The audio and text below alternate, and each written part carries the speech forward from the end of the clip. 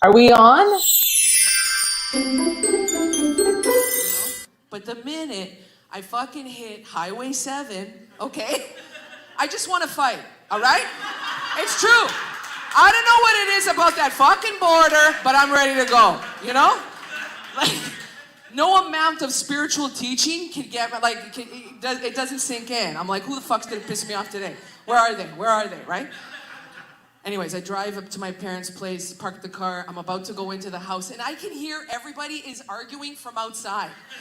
And I'm like, what the fuck is going on now, right? So instead of going in as a peacekeeper, I lose my shit. And I'm like, I'm so sick of this fucking family, right? And my mother's like, oh my God, you guys are gonna give me another heart attack, right? And I see this statue of a mother and a child, and I had this fantasy, I'm like, I'm gonna fucking throw it, and it's gonna break in a million pieces, and it's gonna be so dramatic, right?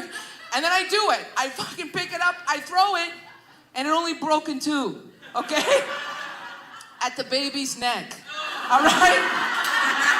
I decapitated the baby. What are you gonna do? Like an abortion, you know what I mean? Guys, what a way to open a show with an abortion joke. I mean, you can't get any better than that. You know what I mean?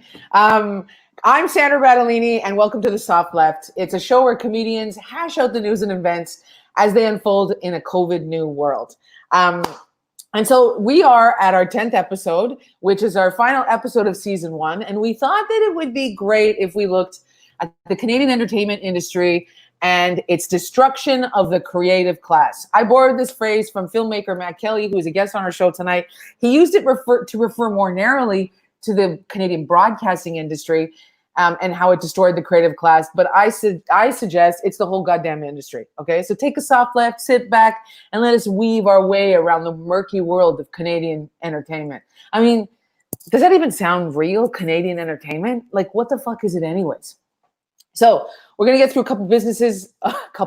Guys, I'm high. I had to get high this afternoon. What are you going to do? I was fucked. I'm like, what are we doing? What's this world? What's happening? I was losing it. I'm like, I'm getting high. I don't give a fuck. So, okay, that's my high rant. Anyways, couple businesses. This is a donor-supported show. I don't know that we've had any donors yet, but that's okay. That's totally okay. It's Canadian entertainment. It takes an American to say, this is good, and then we can give some money. I don't know. That's an old joke now, right? Anyways, and if you'd like to sponsor the show, softlettshow@gmail.com. At the end of the show, we have a question period. It's like the question period in the House of Commons, but we're just not as big of assholes as the people in the House. So, guys, without further ado, I'd like to introduce your panelists for tonight. From Toronto's Upper East Side, coconut oil dealer, broker, it's Monty Scott.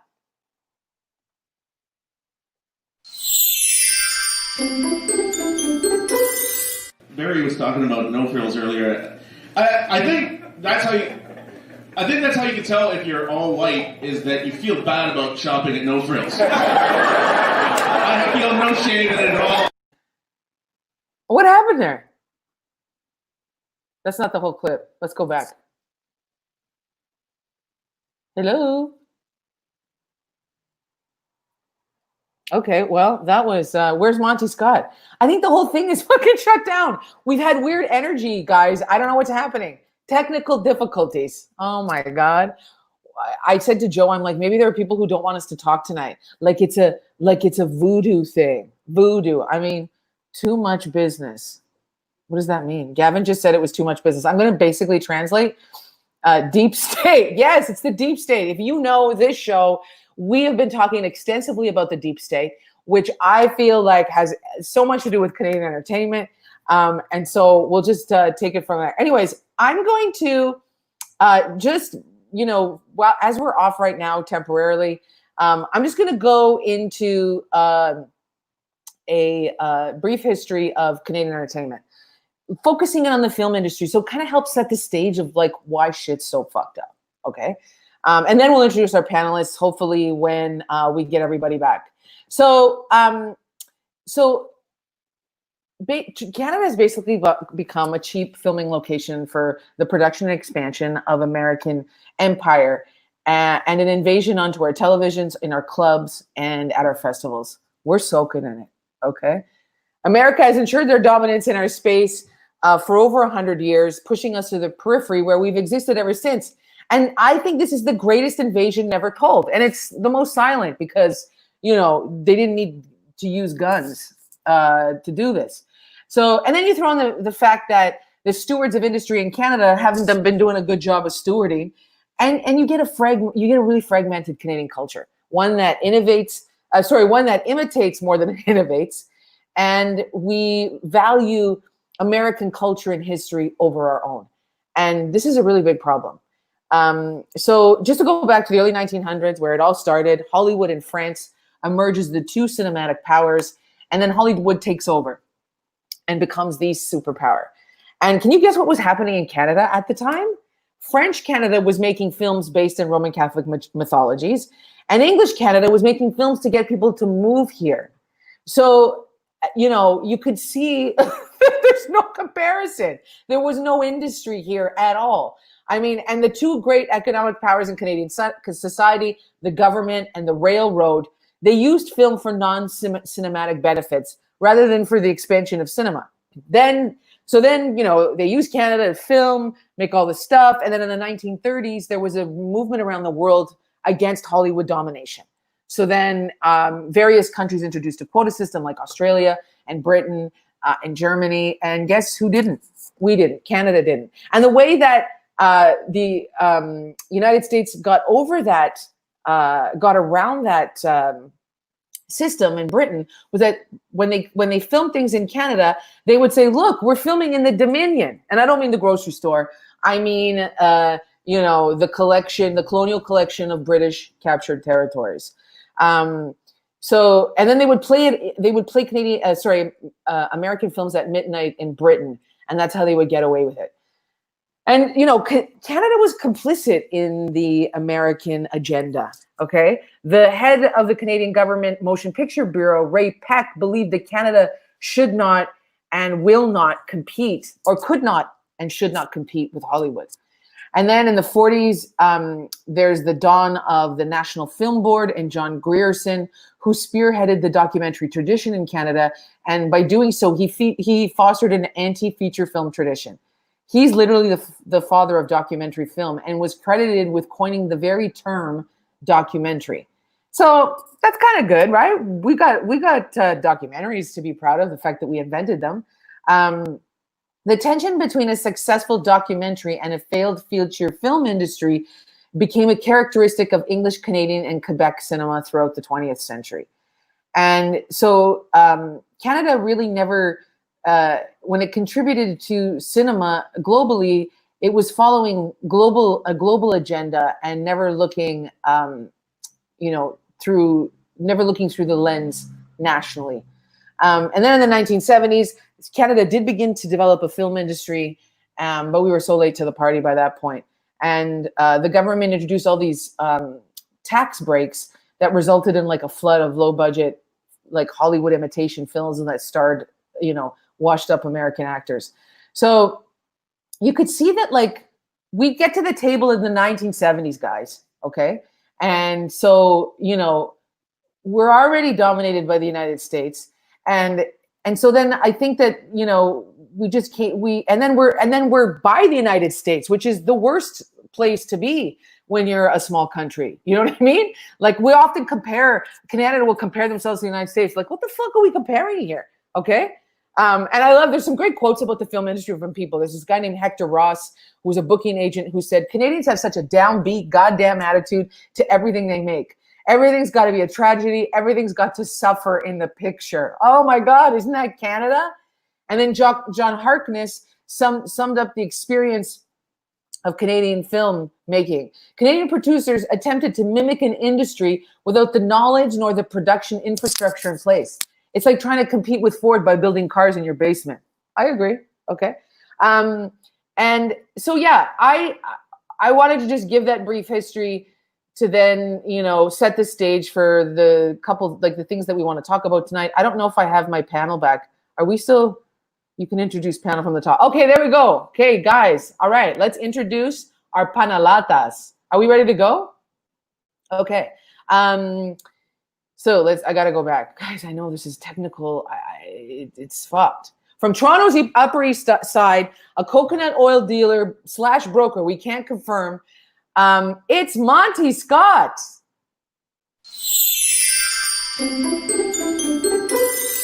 Barry was talking about no frills earlier. I think that's how you can tell if you're all white is that you feel bad about shopping at No Frills. I feel no shame in it at all. I assume it's the other 50% that's not white, because I do not feel that at all. If you gave me $1 billion, I'd still shop at No Frills. Because I'm not a sucker!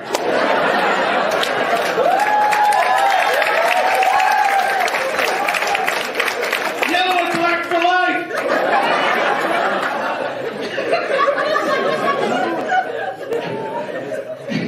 You know what blows me away about No Frills though is like the No Frills around the corner from me. I was looking at taking it back. The closest No Frills to me. They're giving out the flu shot. No Frills. It's giving the flu. Now that means there's somebody out there that is more scared of the flu than having No Frills inject you with a hypodermic needle. I don't trust No Frills hypodermically.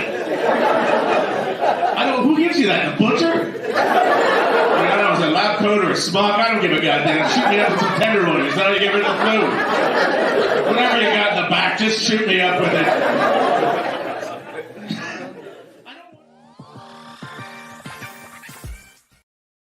Ladies and gentlemen, that's Monty Scott. Sandra, I made it. We made it. I don't even know how, honest to God. I don't know what's happening right now, truly. You know, something in your monologue inspired me to. I didn't realize that the Quebecers were working on Roman Catholic mythology to start off there, because I'm going to do that myself.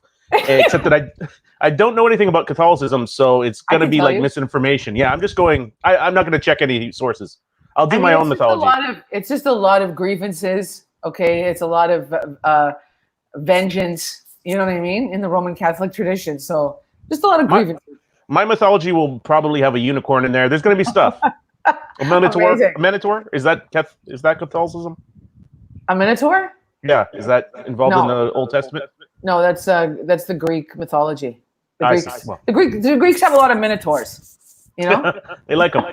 Well, I like them too. So Roman Catholicism is going to have some when I'm done. Amazing. Thank you, Monty, for being on the show tonight. Your next panelist, provocatrice and cream dessert lover. It's Candice Gregoris.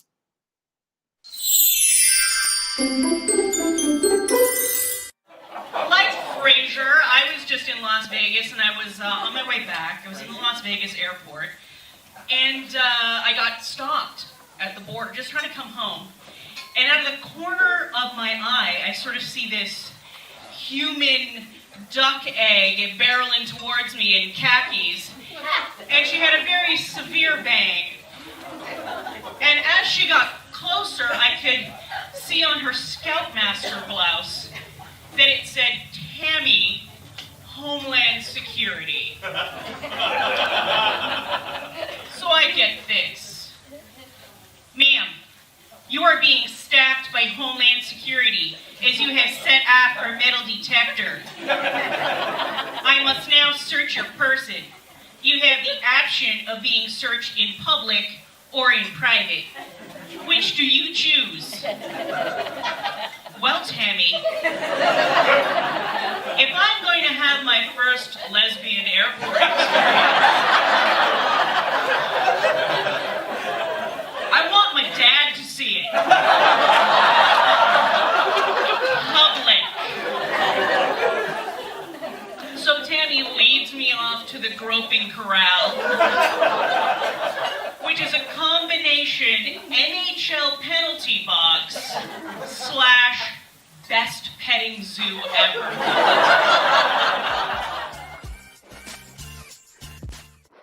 Andy Gregory. Ciao. When was that? When did you film that? My hair was considerably shorter. I believe we can all agree to that. The hair has definitely gotten a bit more Weird Al since then. Oh my God. I love that joke. It's so good. Yeah, and it's a true story, based on a true story. Yeah. Well, that's comedy, right? Yeah. Sometimes you run into a Tammy. Sometimes, yeah. And sometimes you want to run into a Tammy. Sometimes you lean into a Tammy. You lean into it. Right? Amazing. Happy to have you on, Candice. Our next guest panelist, who's one of, he's one of my friends. And he's, the kind of friend who always has a beat on Facebook. Okay? It's uncolonized Gavin Stevens. Hey, how you doing? Good, how are you? Did that make sense, right? I was waiting for a video.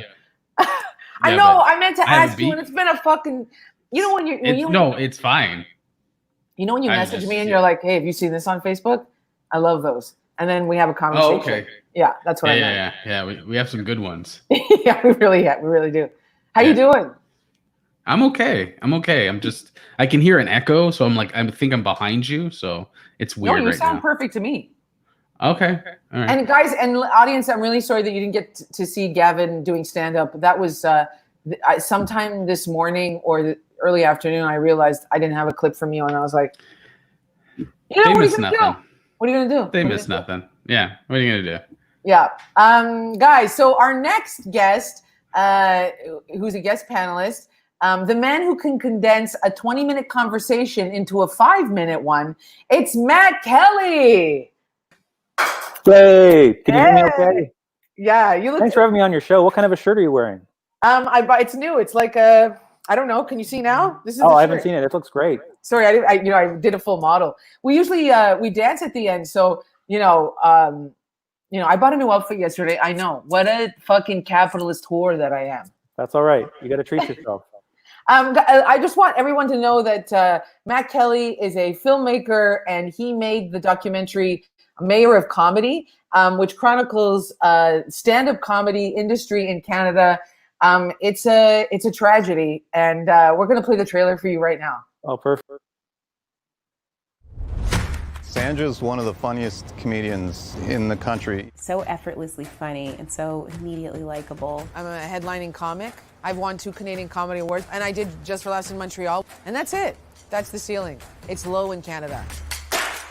We give so little love to our performers. There is next to no industry.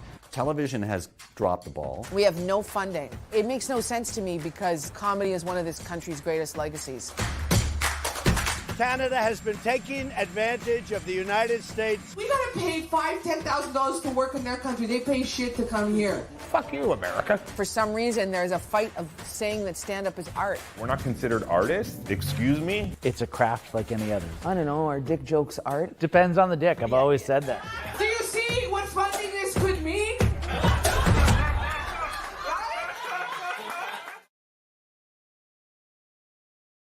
Guys, coming soon, Mayor of Comedy. Let's put Matt back on the screen. Take your time. Oh, perfect. I love the end of that. I love the end of that trailer. It's so great. So, Matt, tell the audience where. I know we could have done this at the end, but where can people see the documentary? Well, hopefully we have an answer soon. Right now, if they go to mayorcomedy.com, we've got some info there. But the best thing you can do is we have a Twitter account, comedy_mayor. And then follow Sandra Battaglinni, because I know as soon as we find a place where we can tell everybody, you'll be the first one to tell everyone. Oh my God. I love Matt Kelly, and thank you so much for being here tonight. We got some, and finally, this show cannot happen with the wizard behind the curtain. I gotta say curtain. The warrior woman, Joanne Breton. Yeah, just when I think that everything is possible. Just when I think everything is possible, this woman is like, yeah, I'm dying too, but I'm going to do 5 more things. No, because why not? Because I have time, like I got more time. Let's do it. Bring it on. Especially if it's comedy. I don't give a shit. Bring it on. But just so everybody knows, we are officially on vacation. So, buy us cocktails. You know what I mean? Donate. Yeah, donate. So we can pick up in the fall. We're going to come back with the show in the fall. So guys, I also wanted to say Carol Zoccoli and Phil Luzzi, who are unable to be with us tonight, but who have been panelists on the show from episode 1. We miss you, and we can't wait to see you again.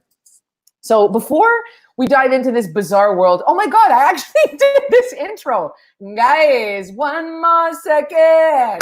Okay, I'm gonna light up a joint soon because I don't give a hot fuck. So the first thing that we're gonna talk about is how Canadian broadcasters buy foreign content instead of investing in and creating shows.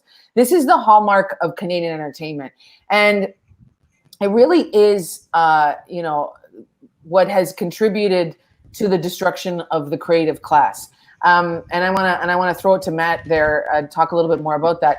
But, you know, I've been, as some of you may or may not know, I've been lobbying for Canadian comedians for the past 4 years. And in the trailer, it says, you know, at one point I say, you know, there's a fight to name comedy, and we still haven't been named. Okay, so you know, fighting for rights for comedians spans obviously a lot of different sectors of the industry, and broadcasting is a big one. Before Christmas, it was like every other week a broadcaster was applying to lower their Canadian content. The CBC applied to lower their Canadian content. And, you know, I read this book called Tangled Garden, and if you're into Canadian media, read it. But Canadian media is so fascinating, okay? Like, because it's such a twisted story. And they say that once NBC comes into the Canadian space, the companies like Bell and Rogers will disappear. And I don't mean the phone part of them, but the broadcast part of them, because, like, they don't create anything. Last year, Rogers created nothing. And that seems, I don't know, criminal to me. So, you know, the thing is that, like, broadcasting, you know, you basically, the rules are that you have to make 5% Canadian content. So before we get into it, I'm going to, we're going to play a clip from Mayor of Comedy just about this very thing.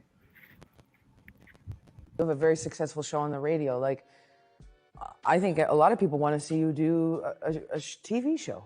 You know, we have development departments at networks, but I'm not quite sure what they're doing because they don't have money for development. Imagine how many more great ideas you would find if you actually had a department that was in charge of developing things. And I say that knowing that there technically are. How would you fix Canadian show business? Drain the swamp. I hate to borrow a phrase from Donald Trump, but I think it really needs, there's an awful lot of people in Canadian show business that are the gatekeepers, that really are just, they're reinforcing the status quo, they're not helping things, and they're just making stuff to keep their jobs. You go to England and you see all these comics, they're on chat shows and quiz shows, and they're always being on television. Everywhere they do it, except us. The Kids in the Hall could not, I don't think the Kids in the Hall could flourish today. The gatekeepers in Canadian television, you know, need to be more gate openers and less, you know, having no at the tip of their tongue. We're missing a development department to take stand up and bring it to the masses. And even if that is a panel show, which shows you the point of view that comedians have, you know, comedians aren't just out there telling dick jokes. It's social commentary. They're saying things that need to be said that are, I don't know whether Canada doesn't want to hear them, but they do. I think they do, but for some reason, the people that wouldn't be able to make it possible for those shows to happen are not allowing it to happen. And this is the fucking truth. I want to hand it over to, you know, the panel, but first to Matt. Like, do you think that Canadian culture, given all this dire situation, is about to have its moment, or do you think we will be further eroded by American invasion? Matt, I want to throw it to you first. Well, I think we've got a unique opportunity in history right now in that the United States is going to have a tough time making the quality content they're used to for the next little while. Just because of what's happened with COVID-19, I don't see them making a ton of original content over the next 12 or 18 months. And that's an advantage for us because we've done a decent job at handling it. And we also have incredibly talented people here. You know this. I feel like we've got just an abundance of great talent, both in front of the camera and behind the camera. And so we've got a great opportunity here to make great stories. And I think we can do that. It really just comes down to the, I guess, to our broadcasters, mostly our private broadcasters. Do they want to finally get into this and actually tell Canadian stories? So far, especially for the last couple of decades, they just haven't. And as you talked about earlier, they continue to decrease the amount of Canadian content that they make. And in some cases, we have channels up here that aren't making anything. And that has to change. And we can't keep blaming Netflix, and we can't keep hoping that these US streamers are going to suddenly help us out. I don't know why they would. I think it falls on our private broadcasters to tell our stories. And I'm really happy we played that clip because Steve Patterson and Scott Thompson are two very talented and accomplished people. And they're being honest. They're saying even for them, guys who've been in the industry for a long time and have some success, the system is broken. Yeah. They can't really tell their stories. And I think we've got to recognize that the system is broken for a lot of people. And I hope that I think that this is now the time to take advantage of it. I'd love to see all of these great talents up here get their opportunity to tell their own stories.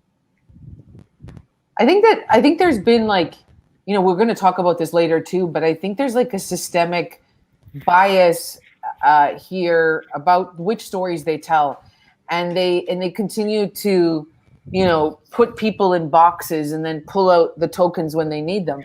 So it's like they're not even telling Canadian stories. They're just sort of copying and being like, oh, maybe this will sell, or we'll do this. And you know, from everything that I've seen, Canadian broadcasters make content because they have to, not because they want to.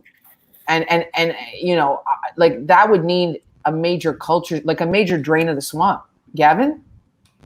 Oh, I wouldn't like NBC and place like that coming up here and taking over. Isn't that happening now? Like we see that with Hockey Night in Canada. We're not filming any of it. So I don't know. I don't think COVID's going to save us. I think it's actually probably going to make it worse for us. If anything, the best we can hope for is co-production, really, when it comes to TV. I think the opportunities are going to lie like outside of the country, you know, because that's been a big part of the advocacy that we've done at the Cask, which is to you know, work on getting comedians outside of the country, you know, focus on an export strategy. I know it's an odd thing to say now that we're you know, in the middle of a pandemic and nobody can travel, but we'd had multiple conversations. We've had multiple conversations with the Department of Heritage about, you know, exporting shows, creating what do you call those, exchange shows, and I don't know. I think that's what's going to help comedians, is that they can start to tour the world, because our big problem is like we can't get into the United States. So it's like we've set up this system where it's like nobody's making anything here. We don't have access to arts grants. And when we want to go to the States, it's $10,000, $20,000. And then a pandemic hits and those people are fucked. So it's like, we to me, I mean, I just see this as like, if this country does not support its storytellers and instead buys American content, it's committing cultural erasure. I don't know if I said one of the things, Sandra, I think about in regards to something Matt said about us telling Canadian stories, I think part of the problem is that it's like we want to tell a gimmick of a Canadian story, as opposed to, if I want to remake the movie Hard Rain with Morgan Freeman and Christopher and Slater, whatever his name is. Why can't I do that and say I do a good job of it? And they're like, well, did you put Tim Hortons in it, or is anyone playing hockey? I'm like, no, it's a hard goddamn rain.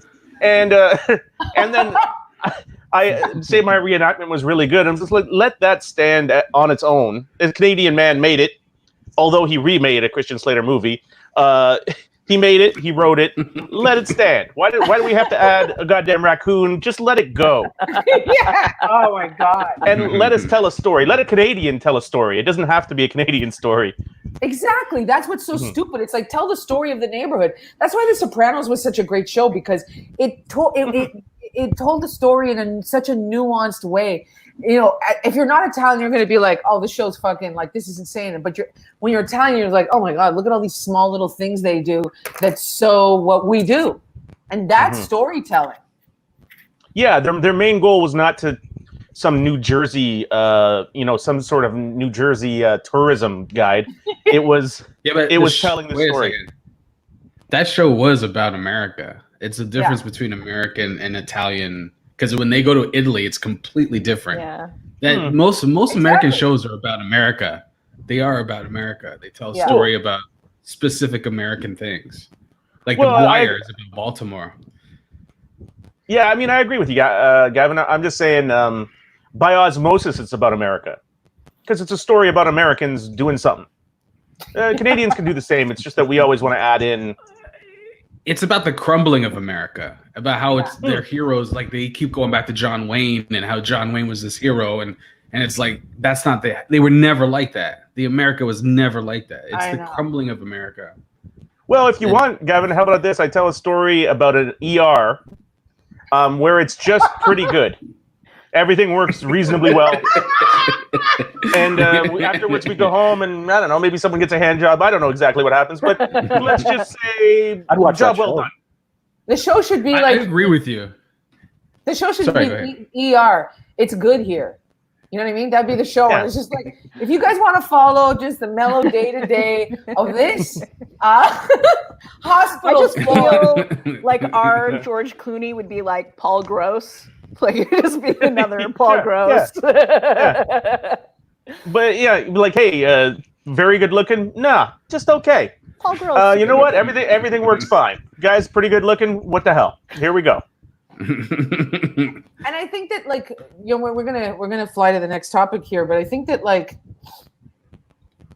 you know, we as artists, like, we have to demand or just like start like telling stories and finding Canadian comedians and Canadian entertainers need direct access to all the streamers, all the people. Like, I think getting direct access to Netflix or Amazon or all these places. Look, I don't trust American corporations, but I think like we just need that. We need the access, because working with Canadian broadcasters, like, it seems like a real problem.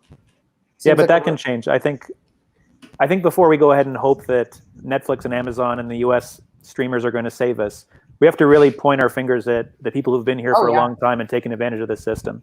You talked about in the AGM for Cask about what Chorus was doing when they were not producing the bare minimum of Canadian content. I think we have to raise that bare minimum of Canadian content. We have to tell our private broadcasters, if you get to keep a broadcast license in this country, we expect an abundance of Canadian content. And even though I agree, I'd love to see Monty Scott direct whatever he wants.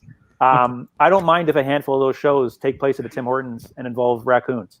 That's fine, because eventually that's going to employ more Canadians. And eventually that's going to create some stars and create some unique stories here. And those people will have their careers hopefully improve. Because right now, we're all sitting waiting for American streamers to come up here and save us. It's not going to happen. We have to look where we are right now and say, hey, the creative class has suffered for the last couple of decades up here. And I think the biggest reason is our Canadian private broadcasters have done nothing to support them. And we have to demand that they do it. And if they're not going to do it, we have to talk to our government and say, hey, you guys have to finally change things around here. We have to demand that they're making Canadian stories. We have to.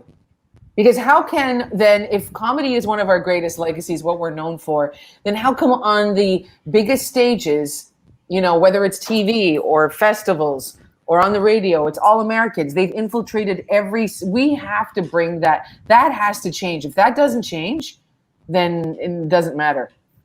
Like, you know. But guys, we're going to move on to the next topic. And well, we got a little bit of a message from our gal behind the curtain.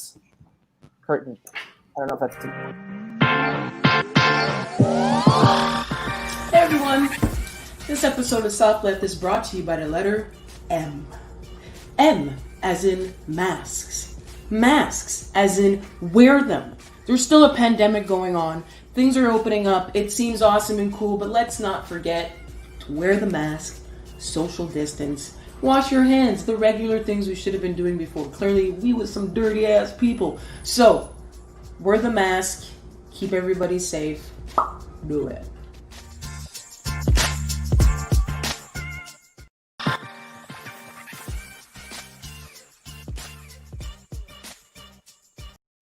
That commercial was brought to you by the propaganda department of the government of Canada.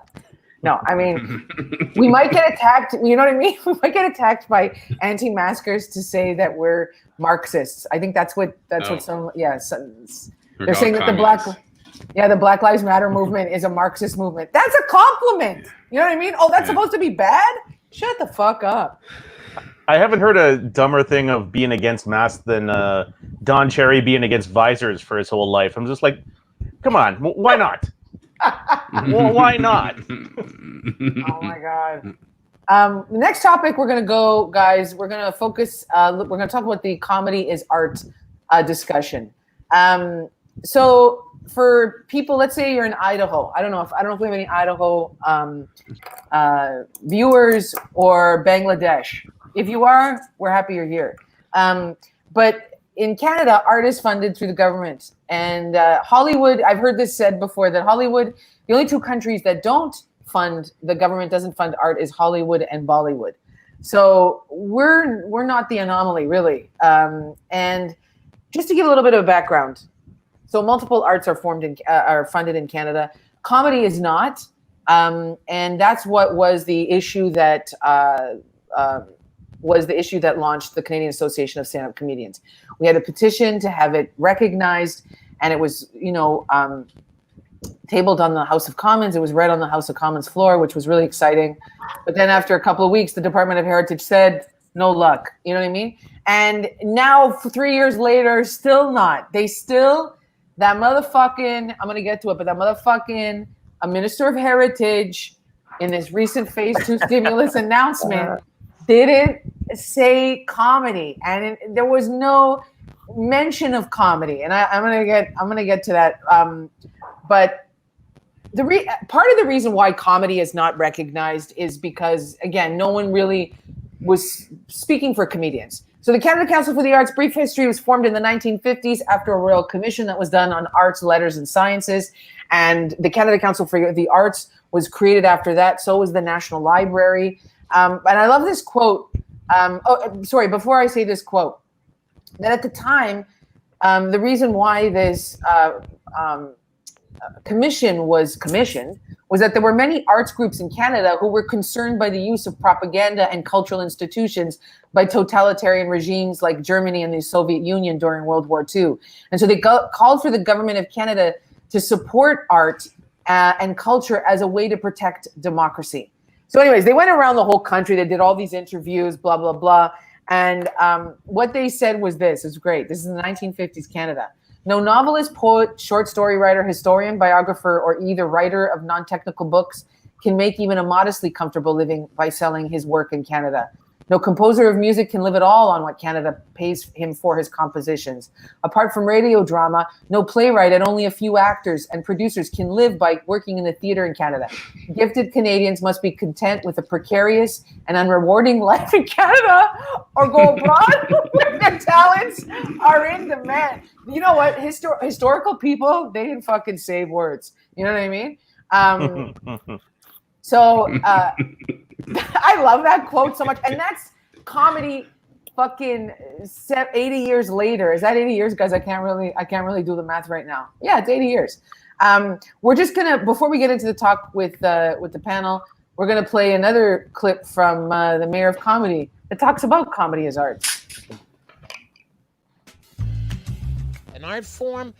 Yeah, on a good night, we're an art form. On a good night, when you're writing about something of social significance and your writing's tight, it's perfect.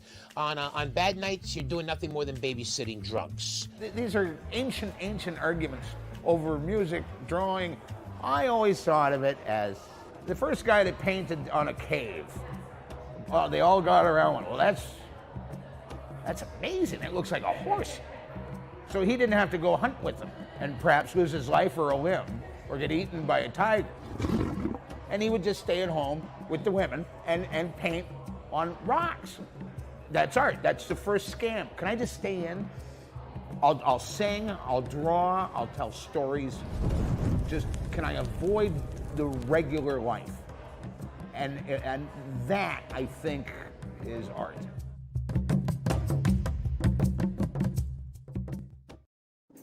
I love that fucking clip so much. Mike Wilmot, a legend of Canadian comedy, who left Canada to work in England, but he's back now because of the pandemic.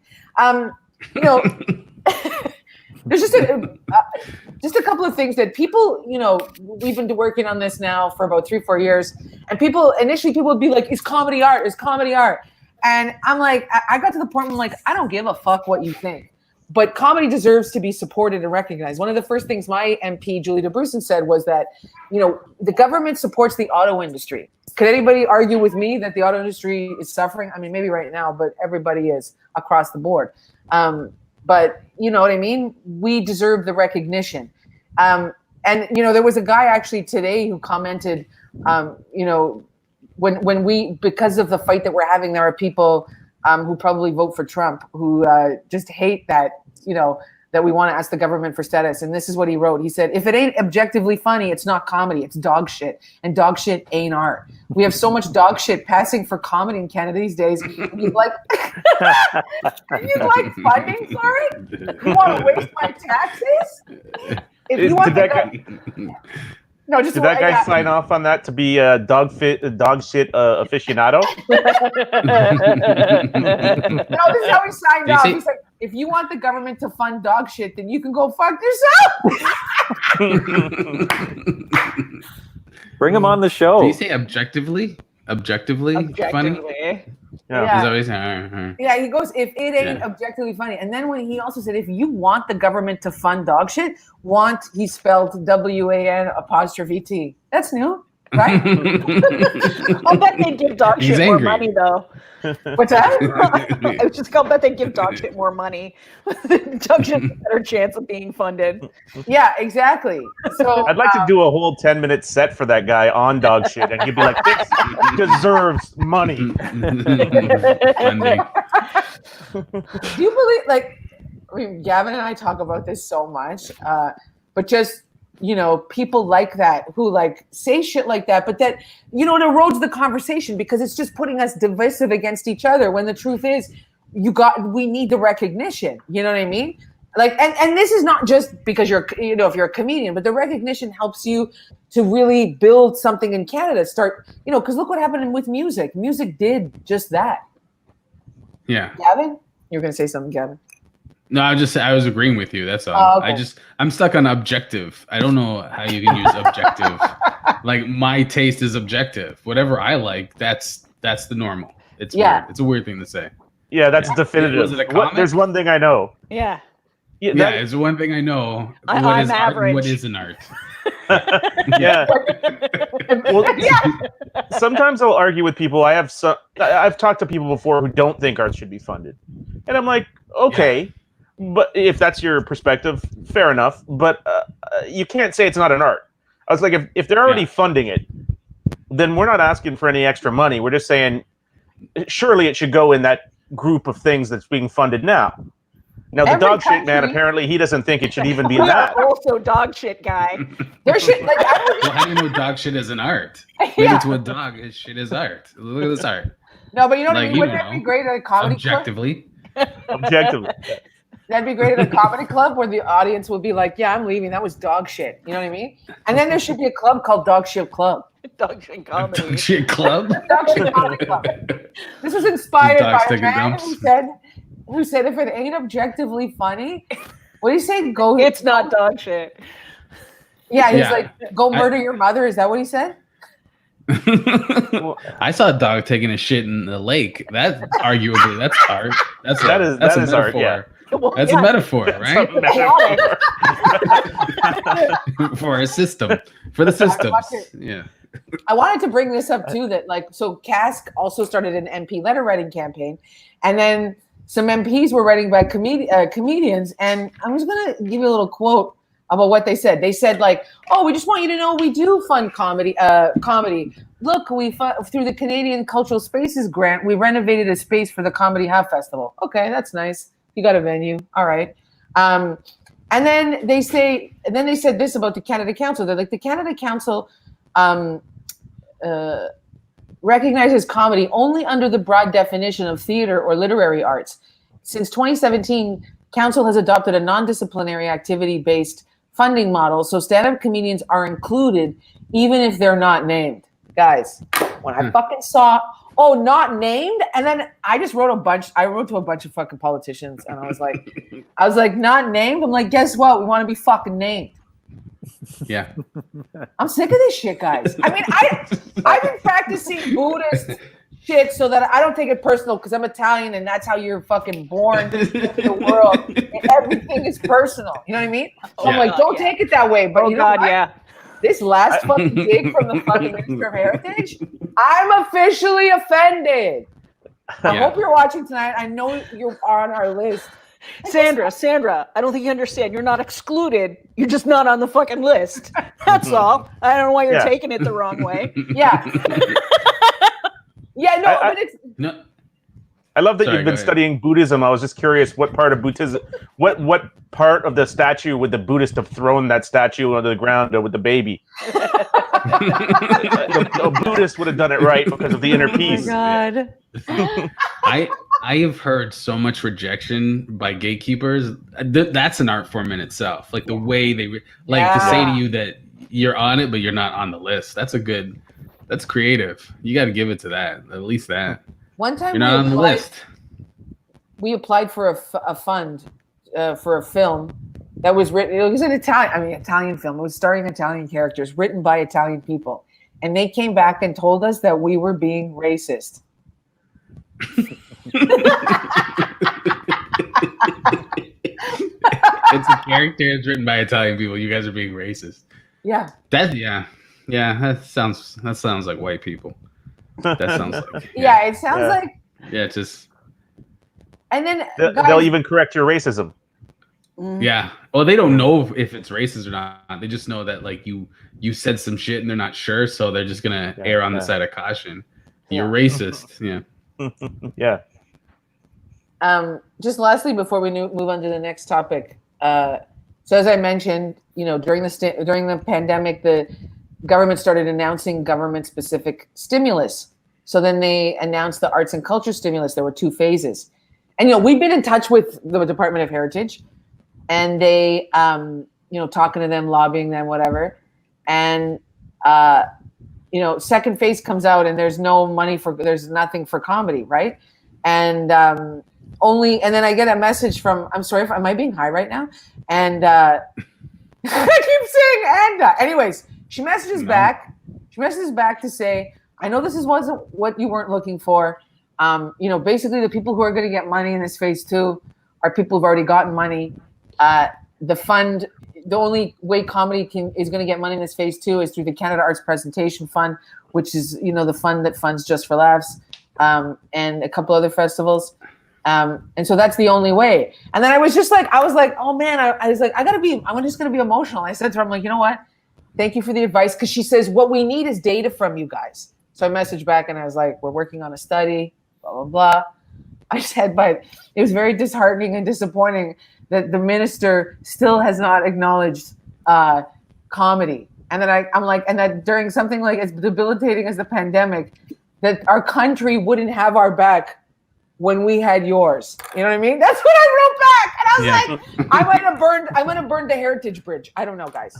Discuss. You know what we need to do is we need to stand outside the Parliament buildings and just like for like 10 hours roast everyone that comes out of that building. Get a sound system and just make fun of every comic just goes make fun of everyone coming out of that building. That would be pretty good. That's a great idea. That'd be amazing. That'll raise some eyebrows. That'll get them thinking. Yeah. Just roast them all. Just out of frustration. Just to be fun. Yeah, for sure. Yeah. What? If we kept roasting them, eventually they'll give you money. If you showed up every day. Yeah. Yeah. Oh yeah. Yeah. But they'd be like, all right, we got to give them something. I really want attention. Yeah. Yeah. Guys, lastly, we're going to go to our last business. But before we do, a word behind, a word behind. Hi, everyone. This episode of Soft Left is brought to you by wine. Why? Because I'm going to have some.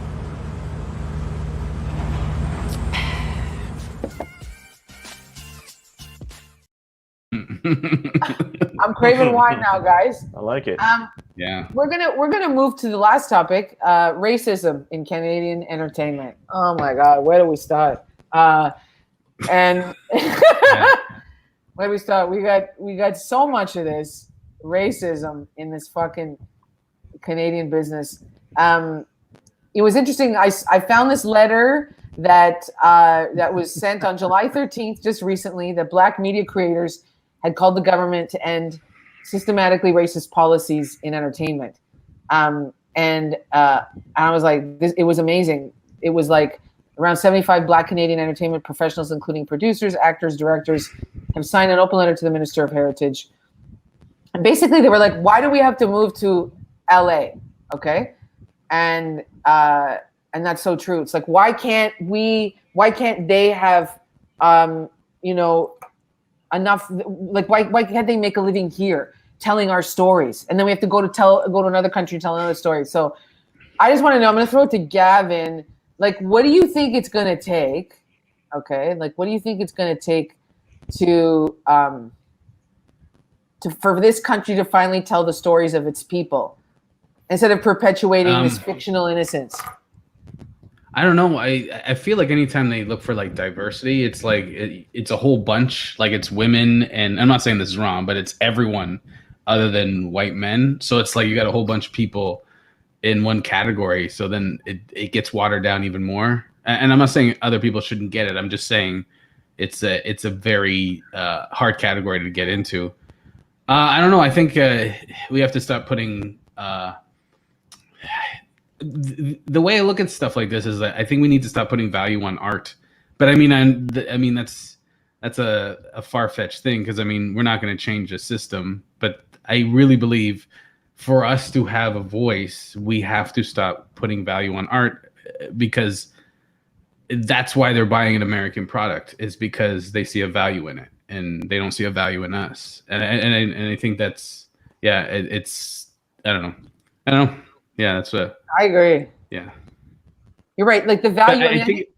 Yeah. So go ahead. No, you go ahead. Oh, I was just saying that I think it's like I think that's not going to change. I think we're going to continue. Maybe I'm pessimistic, but I don't think it's going to change. I think it's going to be especially Black artists going to the States to and even in the States that's hard enough as it is too. I don't know. Yeah. Gavin, you were saying that you don't think we shouldn't put a value on art as much, or that we should. We should not. We shouldn't have a value on art. I think that's the problem, is that we keep trying to put some sort of, what we're doing is like, okay, for example, certain comedy clubs, and they've said it in some of their articles they put out there, that they can only put they can't put a woman or a Black comic back to back in a show, because when they put them out into the comedy clubs, or they perform at comedy clubs, they come off as novelty. And it's just like, well, you're valuing your racists over the art form. Do you know what I mean? Like that's you're valuing $1. And so once you and it's kind of far-fetched. Like what I'm proposing is kind of far-fetched. It's not going to happen, I don't think. I understand what I see it from the point of view that that's what corrupted art. That's what corrupted stand-up, was just the commodification of it. The capitalist system that we see is just breaking. So I do believe that, like we have to get rid of the old values that we were built on, which is like based in supremacy and, exclusion and, one narrative, and believing that you're the one that holds the culture. Like that's so disgusting. It's so disgusting. So what's that, Candice? Go. Oh, I was just going to say, it's just so interesting. Like when you're talking about that, like you can't put a woman comedian and Black comedian, but I mean, not like there's not Black women comedians as well, right? And but also you solve that problem of appearing like a novelty if you have more people on the goddamn bill who are like that.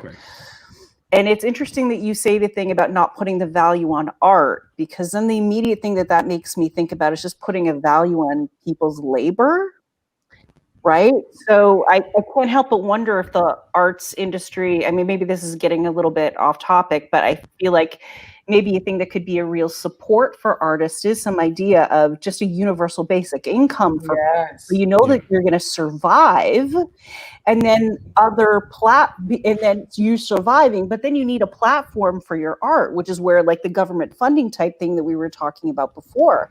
I just feel like so many people of all types of stripes, industries, people who are independent, people who are struggling and have to start on their own, then universal basic income is almost like the first step before you can get to a diverse bill of comedians. I mean, I know that sounds weird, but like I feel like there's a survival connection there. Yeah. Yeah. I think Matt's right. We have to create our own stuff. I mean, people have been saying that for years, but I think that's like we have to really gut an industry and then create our own stuff and do our own voices. We have to expose what it is. Like, you know, when we were working on the film, the documentary, I mean, it was very stressful. I think it still is way, way less, but, you know, trying to tell a story about all these people in the industry, and you're just like, that's what has to come out, because then the change happens. You know what I mean? Otherwise, we're still like, how can we, I have seen plain, like with my own, like bears, you know, visible as anything, like actual people in the industry lying, like broadcasters lying, you know, to your face. Yeah, well, just on the topic of diversity, we always talk about the creators need to be diverse. No one's talking about the gatekeepers at the top. And when we pitch shows and products, and I know you guys have all probably pitched a bunch of times, it's always like pitching to my aunt and uncle. And my aunt and uncle do not need to be making decisions about Canadian content. There needs to be very different people with different backgrounds who would understand those stories. I'm often hearing from them, "Oh, I wouldn't watch that show," and I'm like, "Yeah, it's not for you." Yeah. Is there anyone else I don't understand it. Someone under 50. If there's someone under 50 here I could speak to, that'd be fantastic. This is definitely not for you. And there is very, very little diversity at the top, especially a lot of these jobs are government jobs. So certainly I think if they say there's a quota for the creators, there should be a quota for the people who are making those decisions. Yeah. Term limits. Like Monty was talking about, like putting Tim Hortons and raccoons in shows. But like I watched the three of your stand-up, and it's like, that's a very Canadian stand-up to me. You know what I mean? Like it's like that's a Canadian voice. I don't understand why that isn't a show. Why those three different voices couldn't be a show and be very Canadian at the same time. Oh, I totally agree with Gavin. Like that's kind of what I'm always saying about that is that if you have a banger that is Tim Hortons and raccoons working at Tim Hortons, have at it. I'm just saying the shoehorning stuff in is what's annoying to me. It's not so much the rest of it. I couldn't agree more with the gatekeepers being, if you're gonna have, if you want everything should be more ethnic to a degree. Certainly, the gatekeeper should be right there with it. It should just be the reflection of the country. It's like this false narrative they've created about, you know, Canada, which was like created by the United States. Like the United States was the one that made the Mountie our identity, because they were like, oh, look at this. And so America created a lot of this false identity. They have like it's like a neo-lib. It's a neo-lib. CBC does like a neo-lib liberalism kind of diversity where it's like they get like a diverse comic, and I'm not to shit on anyone, but the diverse comic talks about their diversity like from a white gaze. So it's like I said, like I call it like a food court comedy. Like it's like white people can go and, you know, I can hear about, you know, a Muslim person, but it's digestible for me. Do you know what I mean? It's not like a story of this person. It's about them. And that's how they do diversity in this country, I find. They don't take our real stories. They just take like, I'm this person and this is how I act. Yeah. Because they're looking at you. They're like, they're telling, it's from their point of view. You know, it's not from yours. Right? Well, it's for them. Yeah. Yeah, it's for them. Yeah, because you're not really allowed to be ethnic and not talk about that ethnicity. Yeah. Yeah. You can't just be telling a story about your goldfish because people are like, what the hell? Like, that's our value as comics. But I think our value is our What's the point of this guy? Yeah. If he's not talking about whatever ethnicity he is, but that's something that we have to find a way around that, because that's just ridiculous. We really do, because I think it's embarrassing. The truth is, it's embarrassing. Yeah. You know what I mean? Like, just fucking let people talk. Like, right? Yeah. Matt, you look so serene. Is anybody else high? Like a pool.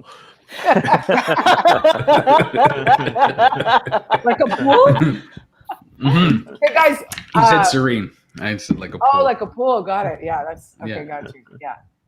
That's okay. We're gonna move to a question period, but before that, we like to have a little dance party. And I don't think I told Matt, but anyways, No, you did not. We're gonna have a dance party. You don't have to dance, but I'll do my best. He has to dance. Hi everybody, this episode of Soft Left is brought to you by Stereotypes. You know stereotypes on how like black people like to reuse containers for other things than what they were made for? Like, first of all, it's not true.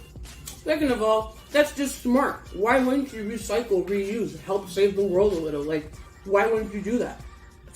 And third of all, where else are we going to keep all this other cocoa butter we buy in bulk?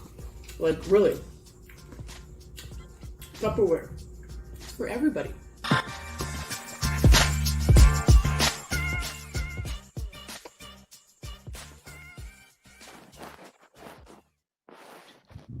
that was so great. Do we have any questions? Joe, you're great. You did a great job. It's no. Oh, dance party! What am I doing? This is dance party time, dance girlfriend. party. This is dance party time. And I got a good one. All right. Oh yes. Aw, feel it, feel it. Aaron. Feel the vibrations. Woo!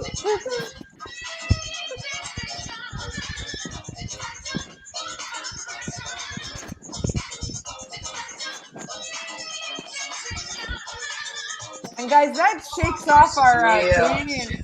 Yeah. I hope we proved that the Canadian entertainment industry has destroyed the creative class. Transcripts from tonight's episode will be available in 2024. Feel it. Yeah, feel the vibration.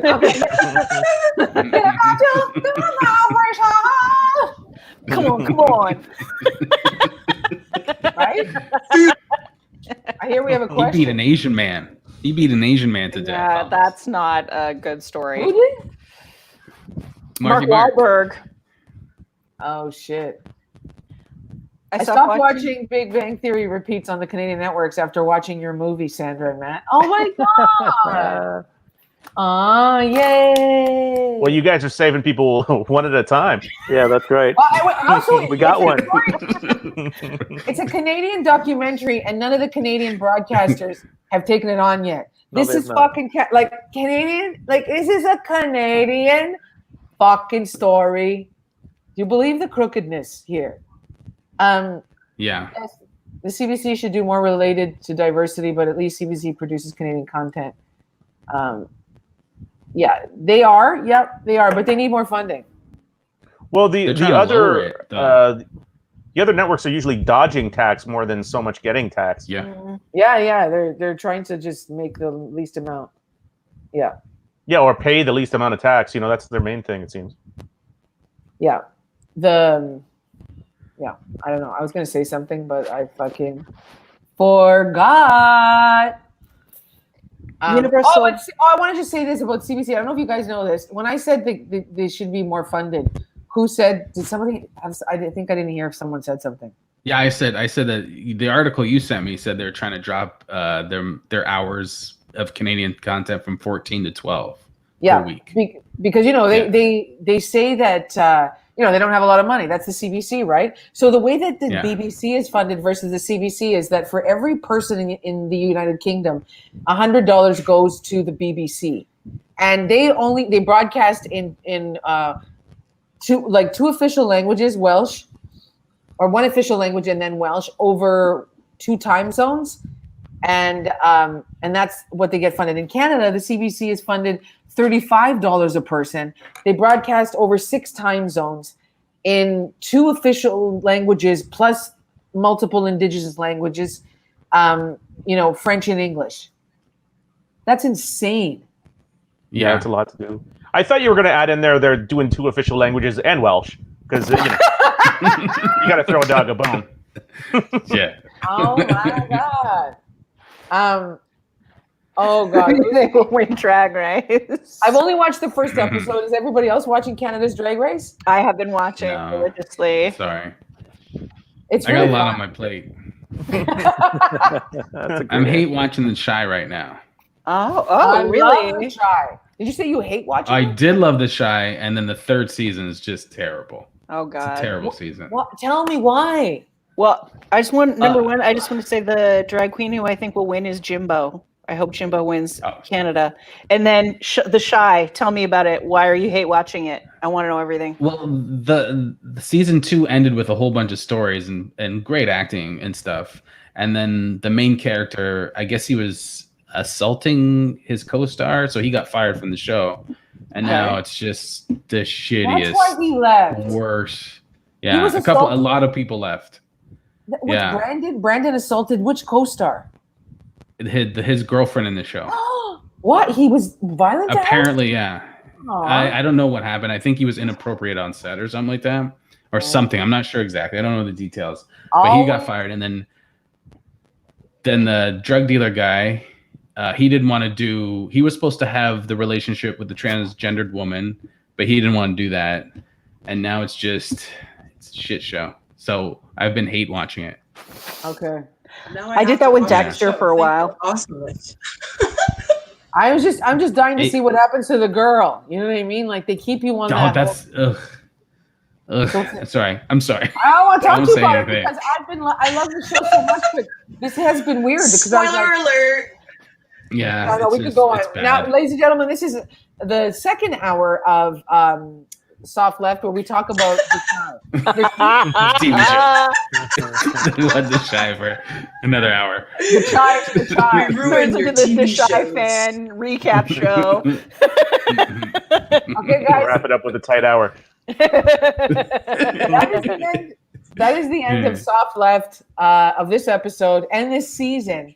And I'm so happy that, this group of people, we got to have an amazing conversation. We got to have all these amazing conversations over the last 10 episodes, and it's been truly cool. I got to say this, that when I started, I've done a couple of shows, live shows, and when I was writing and preparing, I was like, I started thinking about stuff I wanted to say, and then I'm like, oh my God, I wrote stuff because of this show. And then I realized how I was writing for this show, and I thought that, I don't know, it just made my heart happy that I was writing. That's good. Yeah, maybe that was too much. That might be my high brain, whatever. It's your perfect, lovely brain, Sandra. Oh, thank you.